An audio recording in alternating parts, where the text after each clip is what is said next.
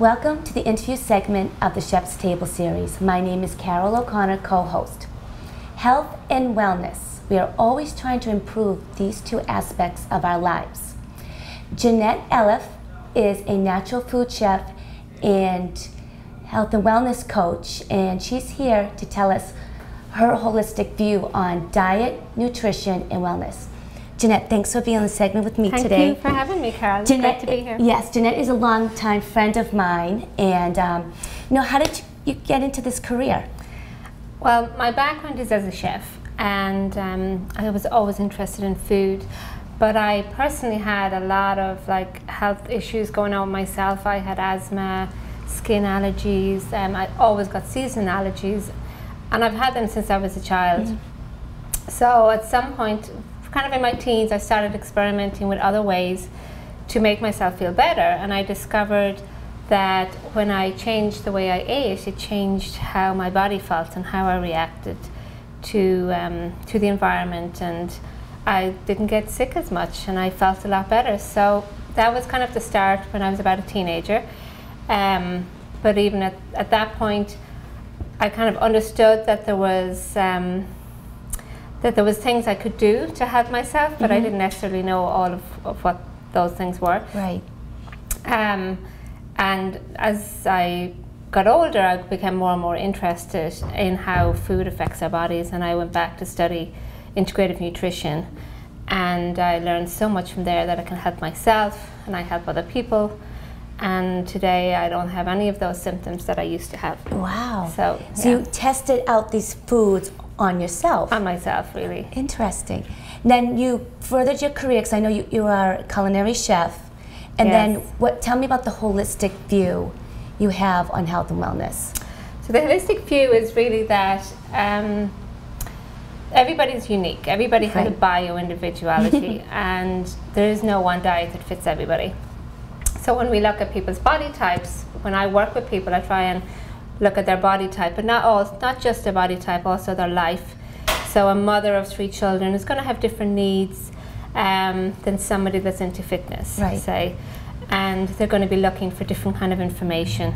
So I kind of try and tailor a program when I work with people to the person and to what's going to work with their life and what's going to be easy for them to implement into their life so that they have success. So do you give them advice about, okay, these are types of foods you should implement into your daily life? It depends on where a person's starting out from. Okay, yes. So I think, first of all, I try and get people to understand what healthy eating really means. Right, I know, people have there's different ideas. There's so much TV and online, yes.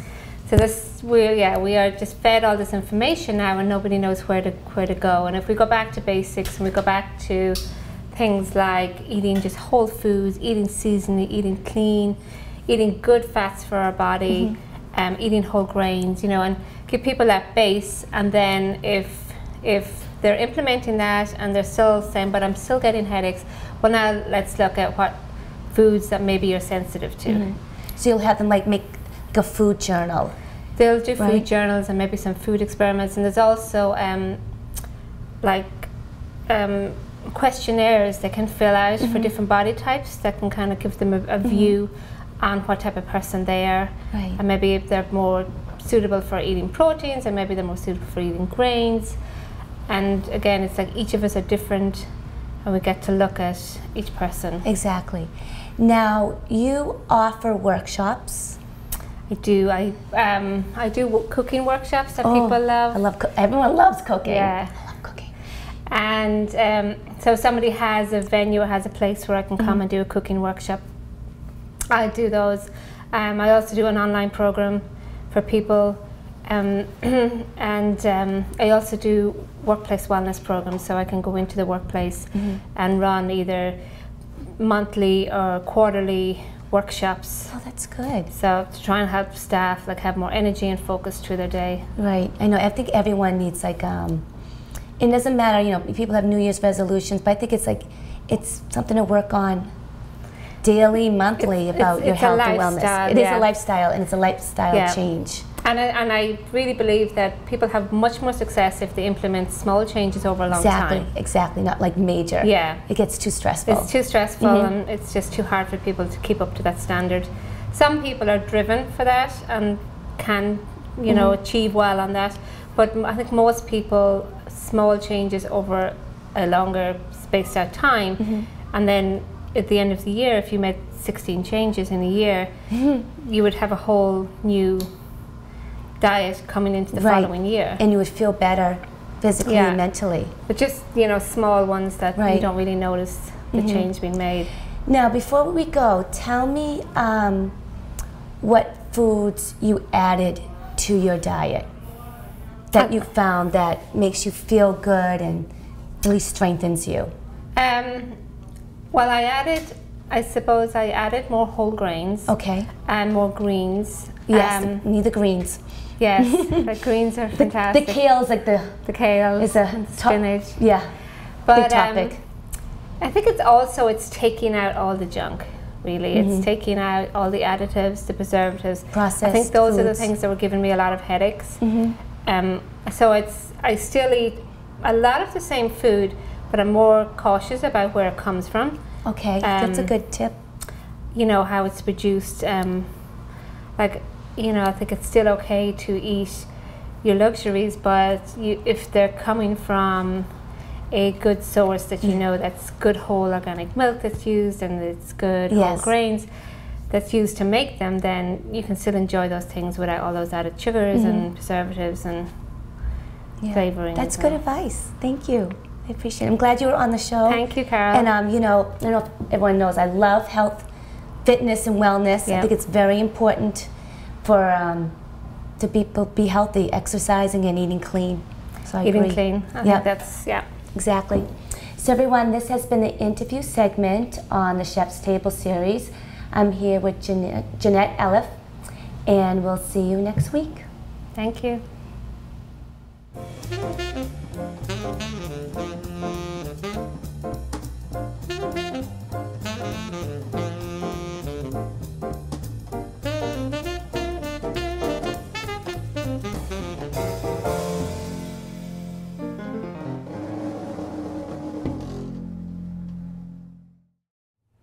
Hello and welcome to Food for Inner Health. My name is Jannette Elliffe, and today we're going to make some brown rice. Brown rice is so simple to cook.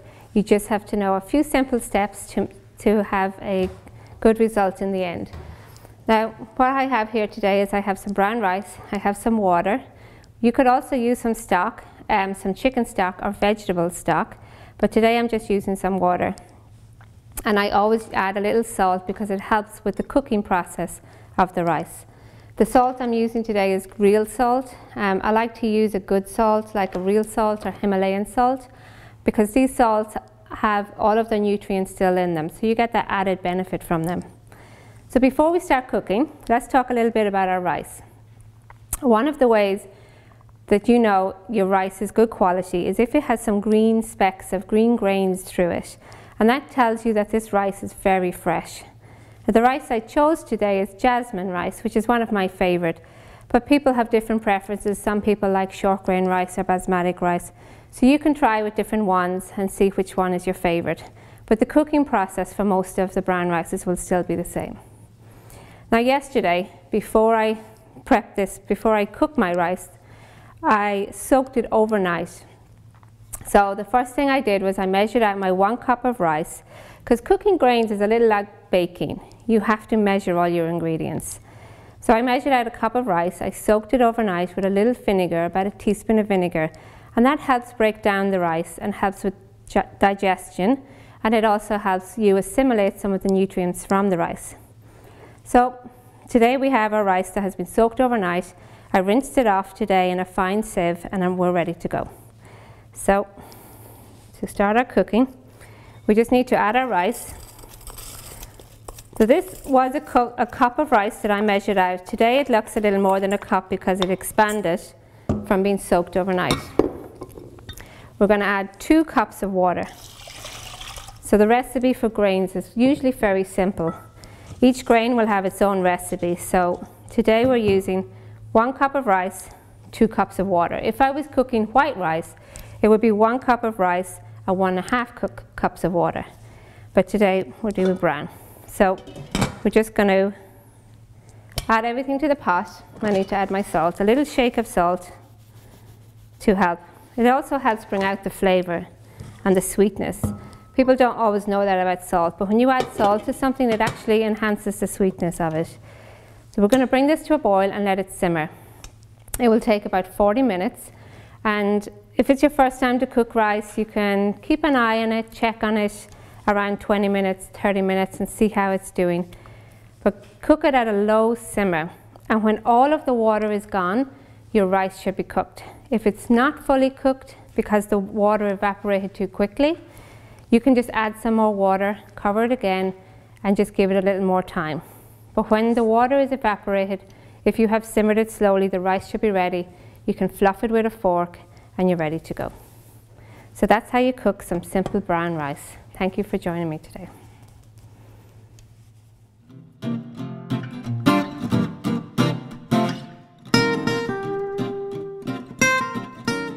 This is a great way to use some already pre-cooked rice, which I always make in batches so that I can use it a couple of different ways. I have my brown rice that I've already cooked. My favorite is always the jasmine rice.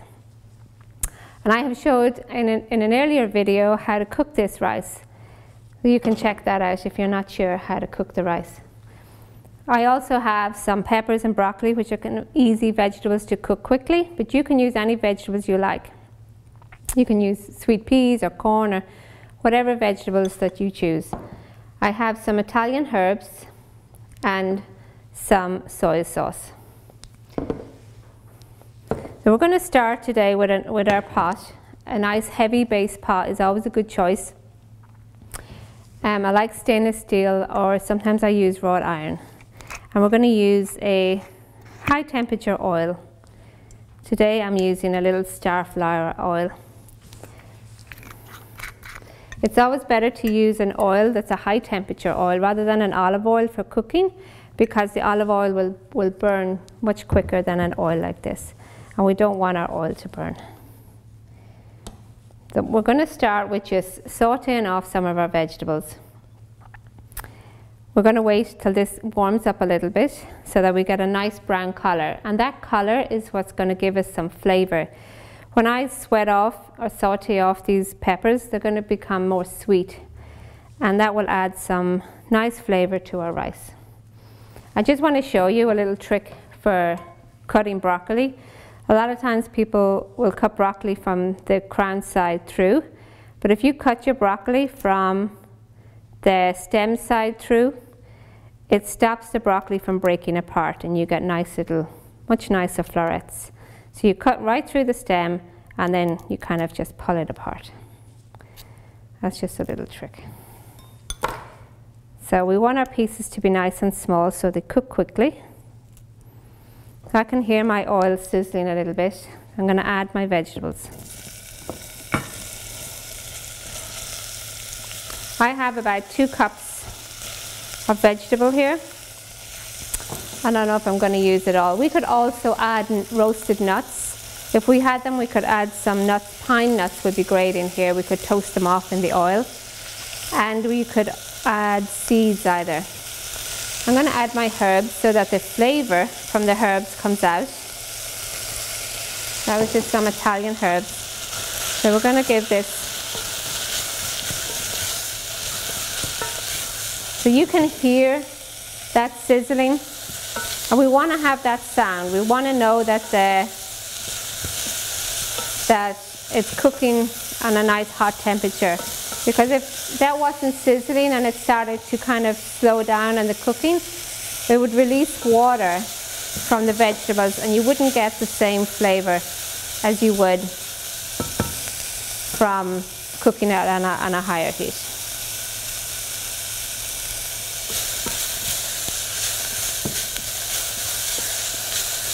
So what I always say when cooking, color is flavor. And that's why these steps are always very important. Those first steps in cooking is getting that good color into your vegetables, or when you're cooking meat or making a soup.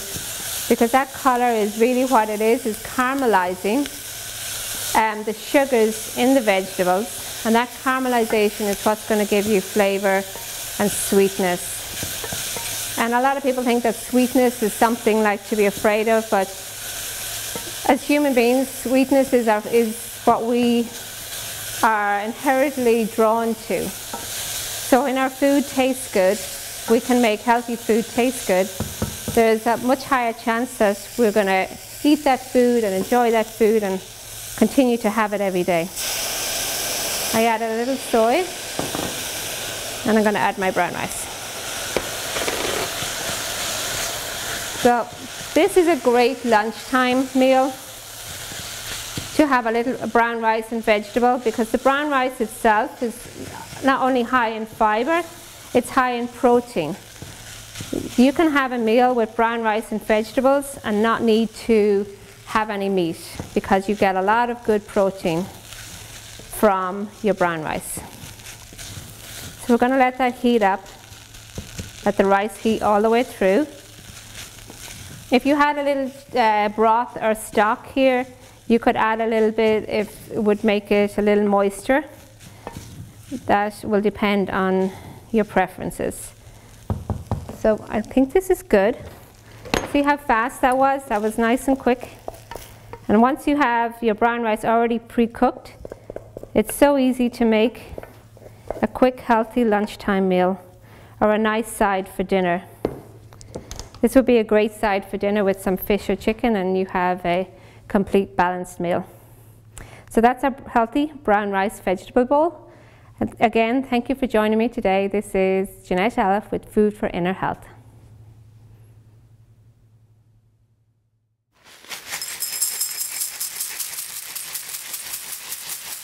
Today I'm going to show you one of the best breakfast cereals that I have experienced.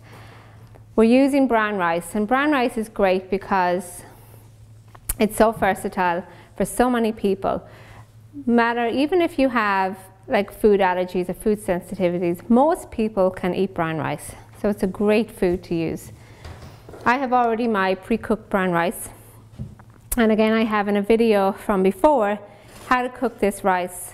So if you're not sure how to make the brown rice, you can go back to that video and check it out. I'm using jasmine brown rice today. For breakfast cereals, I still prefer the jasmine brown rice, but some people prefer the short grain brown rice because it's kind of a little bit more sticky, like a pudding. But I will still prefer my jasmine brown rice. I'm going to use some maple syrup for flavoring, for sweetness, some almond milk, some banana, raisins, and cinnamon. Now, this is a great breakfast cereal for kids. Most kids that I have given this to love it, and it's especially for children that's going out to school in the morning or waiting for the school bus or sitting in a classroom all day. In the winter time, this is a great food for them. It gives them energy. It helps stabilize their mood throughout the day so they don't get any sugar lows, and it's just an overall great food. It's the same for people going to work. You know, if you have a long commute and you have a busy morning at work, this is a food that will keep you going all morning. So I have my brown rice already cooked, so all I need to do is assemble the ingredients in the morning. So it is a quick breakfast to make. You will see now how quick it is to put this together in the morning. So I'm going to add my milk. I'm going to turn my heat up a little bit. Add my maple syrup. Now you can add any ingredients that you wish. You can use coconut milk if you don't like to have almonds. You can use regular dairy milk if you prefer that. You can use different fruits or cranberries, whatever it is that you enjoy to have. And all you need to do is assemble everything and reheat it. I'm going to add some cinnamon. A good quality cinnamon is wonderful because cinnamon not only has that great flavor, it is a fantastic anti-inflammatory. So this is a great spice to add to your breakfast. We're going to just turn up our heat a little bit. So again, you can kind of heat this as much as you like. Some people like to keep the banana and the raisins all chunky like this. And I know that some people like to cook it until everything's all mushy. And you can't, so whatever way that you prefer to have it, you can choose to make it. But it's really quick. Once you have your brown rice cooked from the day before, I always make my brown rice in batches so that I can use it quickly to put together a meal. It only takes a few minutes in the morning then to put together a great breakfast for your kids, for yourself, before you rush out the door. So that is it. All we need to do is assemble it. It's going to show you quickly what it looks like. Don't tell your kids the first time it's brown rice. Just tell them it's like a breakfast pudding and have them try it. And 9 out of 10 times they will always love it. They love the banana, they love the cinnamon, they love the sweetness, and they love mostly, I think for children, how it makes them feel. It makes them feel warm inside, it makes them feel full and good, and they will be happy heading off to school in the morning. Thank you again for joining me today at Food for Inner Health. This is Jannette Elliffe.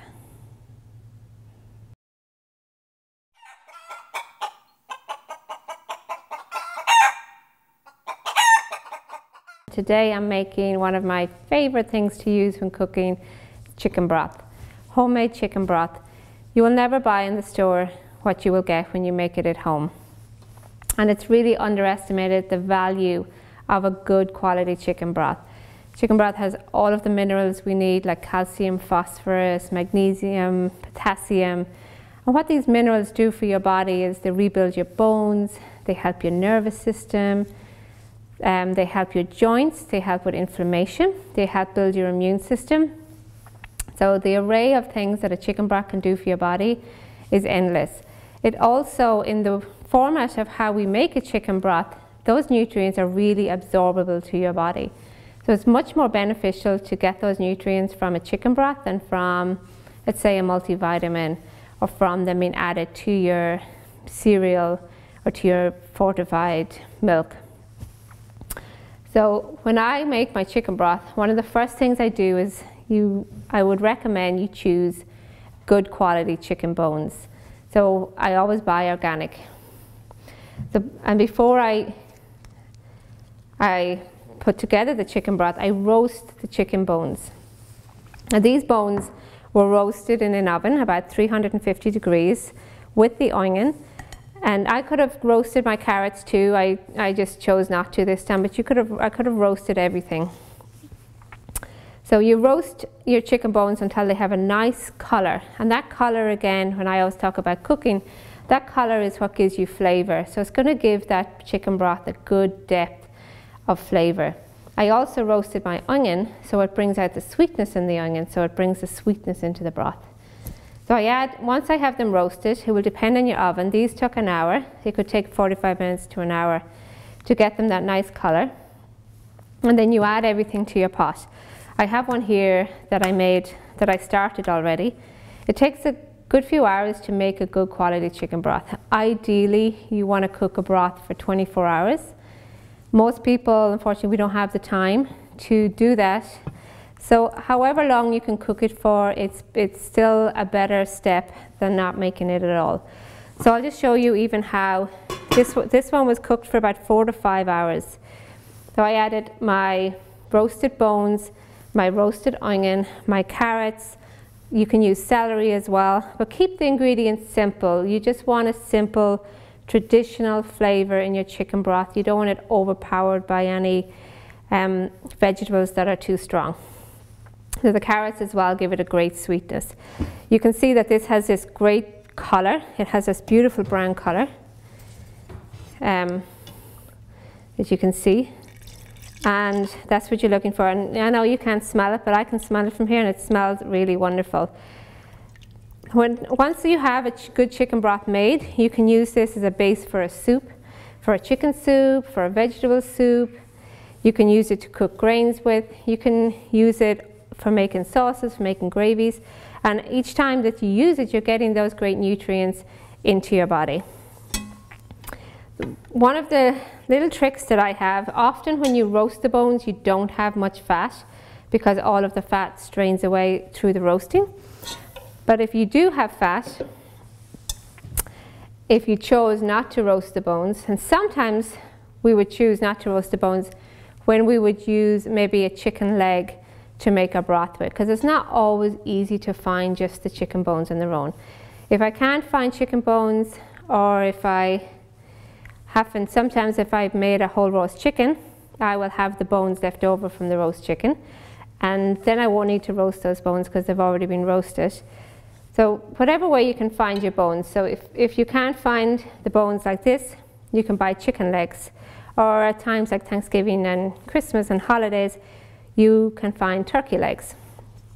And if you use the whole leg to make the broth, you wouldn't be roasting them, you would just put them into your pot. And when you do that, you will have a lot of fat that comes into your broth. So one little trick that I have for taking the fat off is using a stock jug like this, or a gravy jug that people often call them. And this is quite a large one, which is great for using stocks. And I could strain this stock, but for today we're just going to ladle some in here. And once you ladle it in here, the fat automatically starts to settle to the top. And you can, once you let it settle, there may not be much fat on this one, but you can see after a minute that the fat will start to rise to the top and the broth to the bottom, and then you can pour off your broth and trash your fat to the side. Again, I recommend to anybody who is concerned in being healthy, in working with their, if they have arthritis, if they have inflammation in their joints, if they get a lot of colds and flus, if they have any immune system problems, making your own home broths is like having your own medicine at home. It's wonderful for children during the school year who pick up a lot of colds and flus. I often make this in batches and I put it in the freezer so that you have it handy in the freezer to pull out. You have your broth, you can take it out, make a quick soup with it, maybe make like a Thai noodle soup, just add some noodles and some sauteed vegetables. It's very versatile and it's definitely worth taking the time to make your own broth. So again, thank you for joining me today. This is Jannette Elliffe with Food for Inner Health.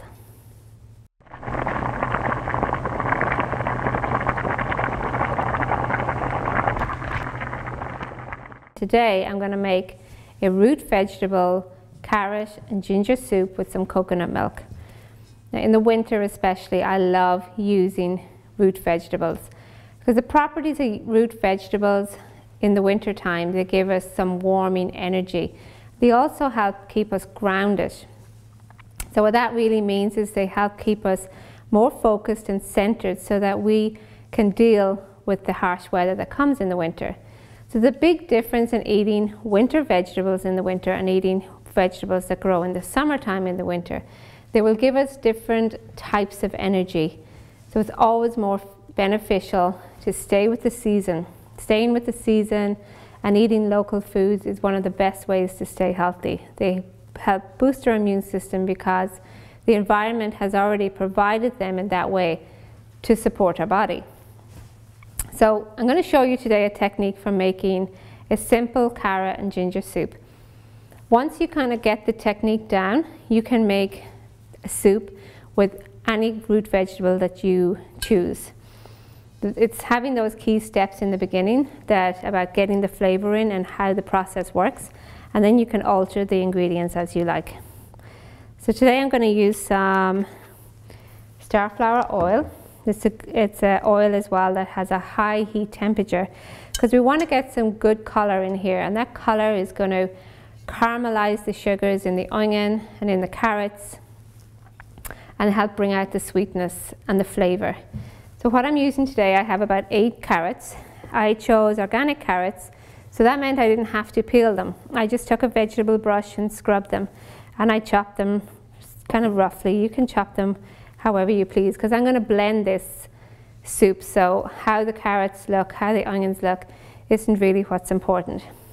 If you didn't want to blend it, you would probably want to chop your vegetables smaller so that they would be easier for you to eat. So today I'm going to use, it's one of my favorite pots. It's a nice heavy based raw iron pot, and that helps also with the caramelizing, getting the color in, and it will add some better flavor to our soup.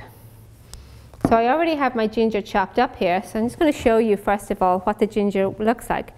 Ginger is a root. Let's put that aside for one moment.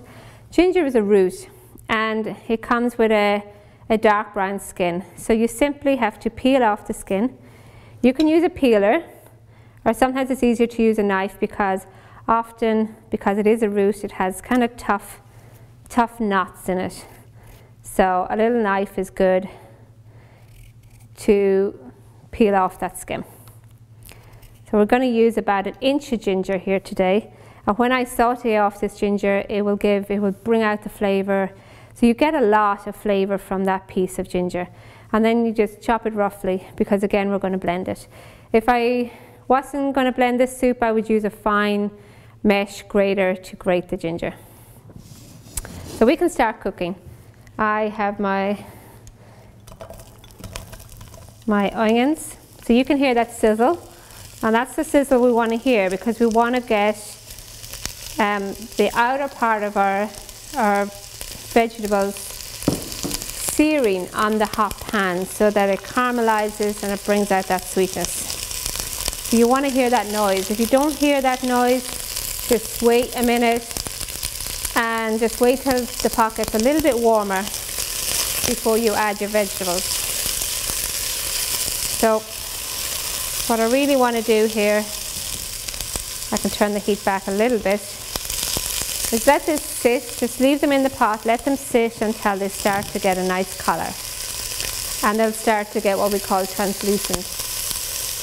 One of the other things that this will do is when you cook your onions well in the beginning, then they don't repeat on you. If you add onions kind of raw or you don't caramelize them well, there's much more opportunity for them to repeat on you later. So this cooking process is always the important step, but it's worth taking these steps, because when you spend the time to take these steps, you end up with a product that's much more flavorful and you enjoy your food much more. And that's what's really important in the end. I think when we want to eat healthy, we also want to be able to enjoy our food. We want to have good flavor in there. We want the family to sit down and have a nice meal together. Or maybe for just yourself. But what you really want is to get satisfaction from all your effort. So we've got some good colour there.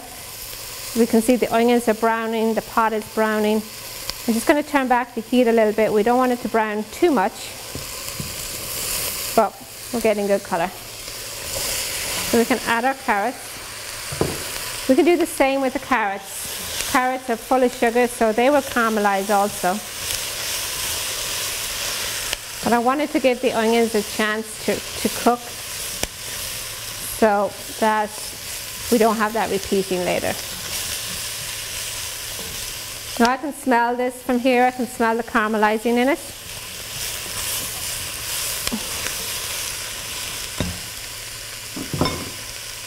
So this is kind of the part of the cooking that you have to stay with the cooking. And those few minutes in the beginning, this is not a good time to walk away, because you will end up burning it. If you have to walk away, just take it off the heat for a moment. But allow some of those carrots to start browning as well and bring out that flavour. So I have made here a chicken broth that we're going to use today. This is actually a turkey broth because I had turkey bones.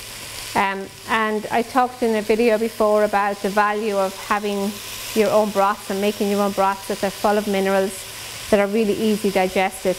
They contain a lot of proteins, and the broth actually contains proteins that you don't find in meat. So by me using my own homemade broth, I'm increasing the nutrient value of this soup. So that's good. It's got good color. We're going to add our broth. So between the broth as well, because it was made with roasted bones, it has got great color. So the end result will have a good rich color. Put all that in there. So once I add my broth, I'm going to cover this, bring it to a boil, and then let it simmer. We always just simmer when we cook. We don't want to cook anything too rapidly. We want to let the flavors build. And so simmer this for about 20 minutes or maybe 30 minutes. You can keep an eye on it and simmer it until all the vegetables, all the carrots are nice and tender, so that when I blend this, it will have a nice smooth consistency. Now for today I have made one already. I have made, so this one I made earlier, and it's funny because I used a different broth in this one. It has a slightly different color. This one was a chicken broth. But every time you make something, it will always come out a little bit different because your ingredients is different. Even if you use carrots, they may have come from a different place. They may have come from a different farm, so there's always going to be slight differences in the end results. So here we have the same ingredients that have been fully cooked. The carrots are nice and tender, they're nice and soft. You can just check them with a knife. And we're going to add some coconut milk. Now, this coconut milk you will see is it's quite fine.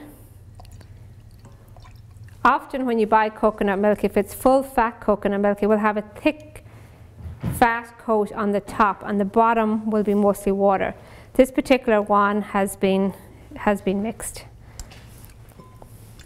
I'm not going to use all of the coconut milk today because. And now we're going to blend this soup. Now I'm going to use an immersion blender today to blend my soup. You could use a food processor or a fruit blender, whatever you have at home. If you don't have a blender of any type, you can take a potato masher and maybe mash it, and that will work as well. You would just need to cut your vegetables a little smaller beforehand. But for today, I'm going to blend with my immersion blender. You want to keep your blender under the water. You want to keep the blades underneath the liquid so it doesn't splash everywhere. So if you tilt your pot a little bit, you can get it into the corner.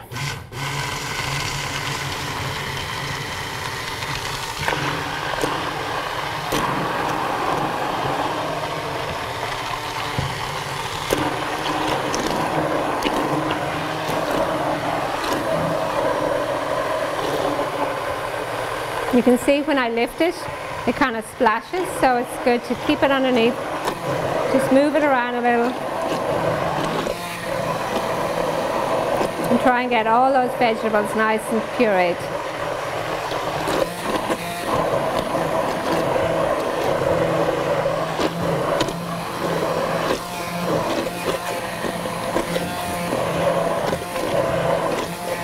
This might take a few minutes. It's much faster if you have a blender, a jar blender. But these type of immersion blenders are relatively inexpensive to buy, so it's a good choice.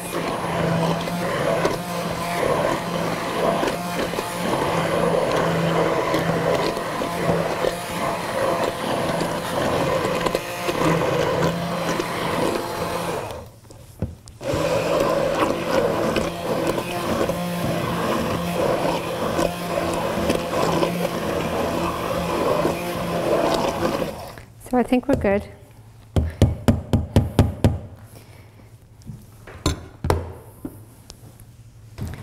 So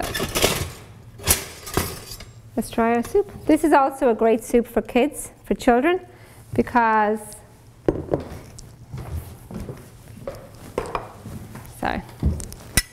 of the sweetness. Children will always enjoy this soup. So this, especially when you're making with a broth, it's going to be loaded with nutrients. As a healthy lunch with maybe some brown rice, maybe some bread, and there you have it, some carrot, ginger, and coconut root vegetable soup. Thank you again for joining me. This is Jannette Elliffe with Food for Inner Health.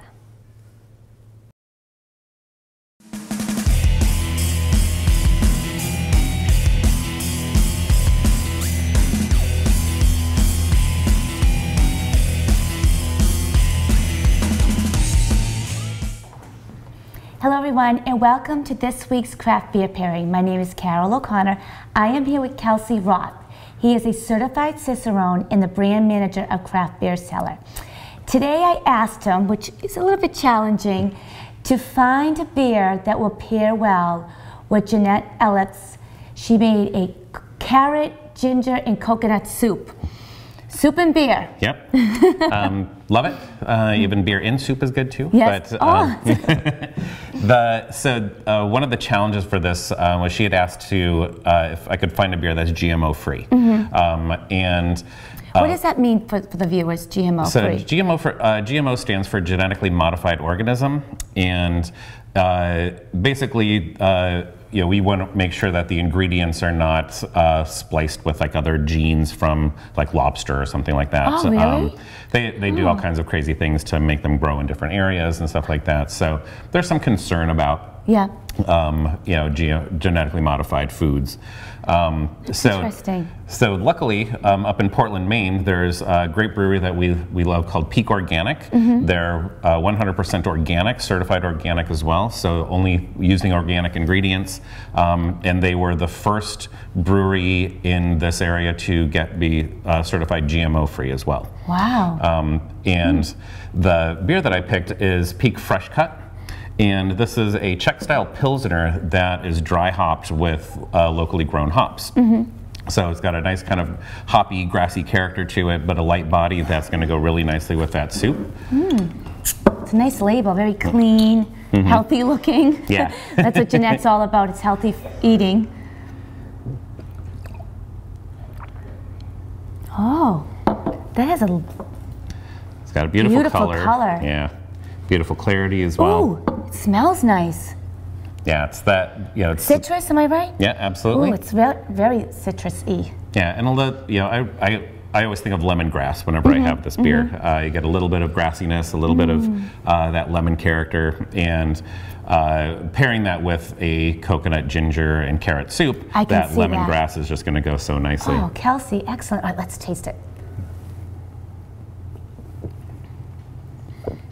Ooh, Kelsey, that's a lot of flavor. It is. It's enjoyable. I like it. But it's also light. It is light. Light, refreshing. So it's not going to overpower that soup. No. The soup is with coconut milk is going to have a little bit of creaminess to it. True.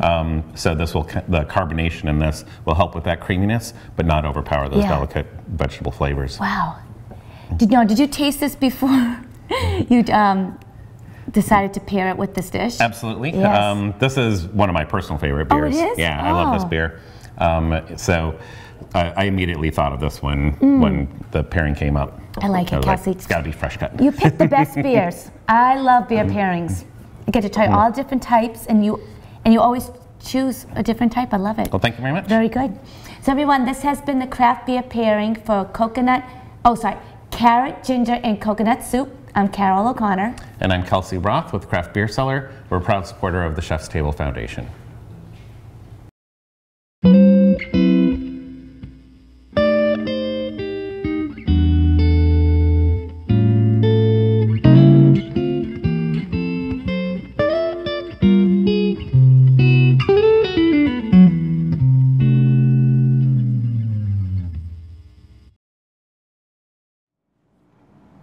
Welcome to the coffee segment on the Chef's Table series. My name is Carol O'Connor, co-host, and I am here at Recreo in West Roxbury, and we're going to talk about roasting.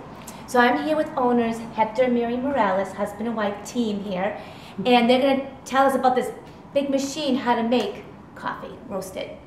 So Hector, tell me about this machine. It's amazing. Yes, this is my new toy here in West Roxbury. That's a good word, toy.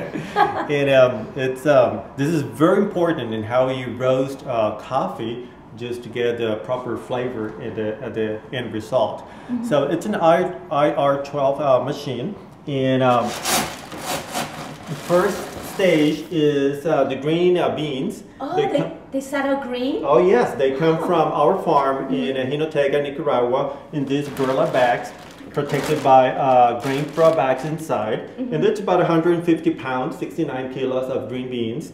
And there looks like this. So I usually, the machine goes for 25 pounds a batch. I usually do a little less than that. And I pour the green beans on top. Then I let it go here, and it goes to the drum. Yeah. This is kind of like the oven, the drum, and it's infrared light. So it's cooking it. It's cooking it right here, yes, for about, let's say, it's usually less than 20 minutes, depending on the roast that you want. And then I have to control everything, also all the temperature and the air pressure, and the different intervals, the gas, and all that for the different. To go into roasting. It is. It is. Yummy, delicious coffee we love to have. It is. Now, every time I roast, I have to focus on the roasting here.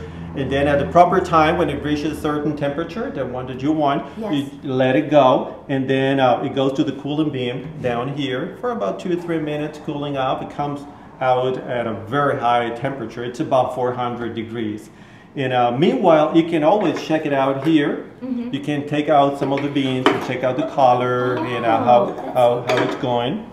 It must smell so nice in here when they're roasting. It does, yes. Oh yes, oh yes. And it hits the place a little bit, although when it's roasted, you can touch the machine. It's not like burning hot, but it gets hot. But the smell, it's delicious. I think that's so amazing. It goes from green, cooks, and then it comes down into these beautiful roasted beans. Yes, oh yes. And then from here, it goes to the grinder, and then brewing, and then you get your cup of coffee. That's right, all the different blends that people can have. Right. Perfect, excellent.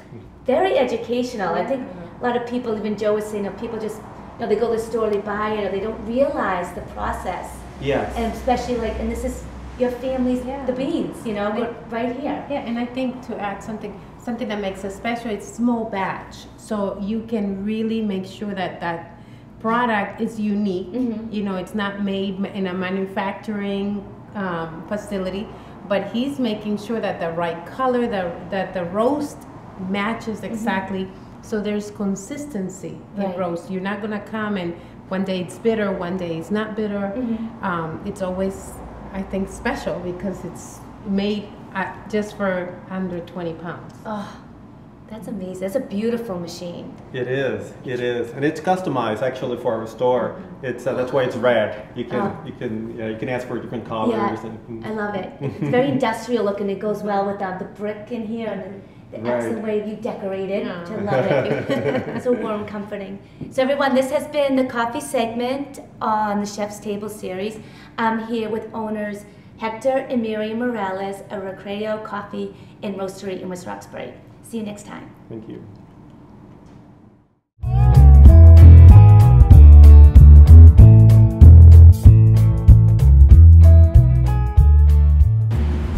Hello everyone and welcome to this week's Farm to Table Tip. I am here with Farmer's Farmer Steve Farrell, co-owner of Farrell Farm located in Concord. And today we are talking about a celery root. But Steve, it kind of looks like a bowling ball. I never thought. It does, doesn't it? Yeah. Huh? Even a turnip. Turnip, Maybe a softball. Yeah. I used to play softball. Yeah. I bet you were good. I was the pitcher. Yeah, I struck him out at a curveball, a twist. It was really good. Celery root, otherwise known as celeriac, is a member of the celery family, obviously. That's a very long season crop. It takes about 6 months to grow celery root. We start that in the greenhouse late February in these plug trays with one plant in each cell, 128 plants here. And that's very important because that's a biennial crop and you have to keep it warm until it gets through the first season. If it gets a cold spell of a couple weeks when it's a young plant, it'll think it's time to think it's going into the second season. Start making seed, and that it won't grow a nice bulb like this for the root. I wish I had one that just came out of the field, but we finished harvesting quite a while ago. And when you take them out of the field, They're just they're about 3 times that size with all hairy roots full of dirt. Really? And there's an awful lot of pruning to do in the process of that. To get them down to looking like this. And Wow. I know my first time pruning, it was a little hard on my hand here, but I got so it's pretty good now. It's kind of a benefit. I don't have to worry about my fingers sticking out there. But when this grows in the ground, it has a top on it that looks like a small bunch of celery. The stalks are fine and they're quite tough. I think the leaves probably have good flavor if you're doing a soup or something. But let's just take a look inside. Yeah, I'd love to see what's inside it. How's that? It's like white. A little yellow to it. Maybe we got a sample here. Meaning we're going to eat it? Maybe we're going to eat it.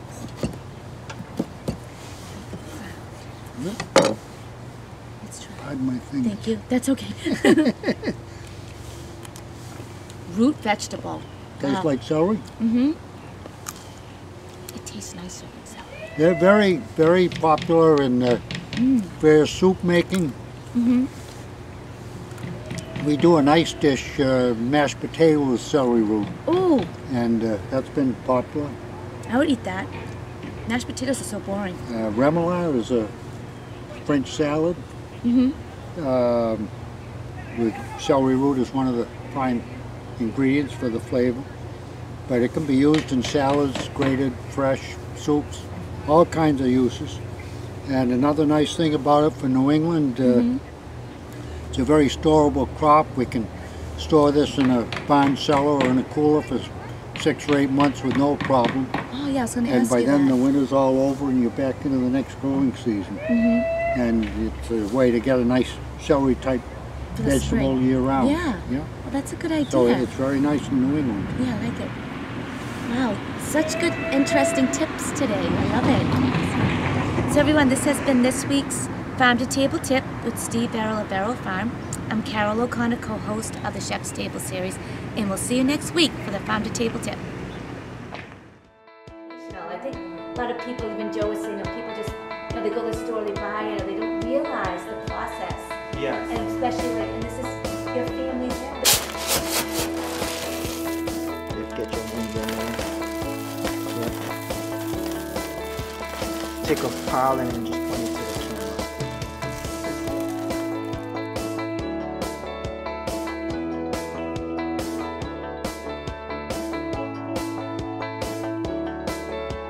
Simple ingredients just to make basic brown rice. We have our brown rice, have some water.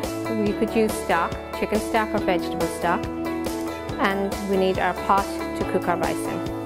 I always add it In in. New England, it's a very storable crop. We can store this in a barn cellar or in a cooler for 6 or 8 months with no problem. Oh yeah, I was going to And ask by you then that. the winter's all over and you're back into the next growing season.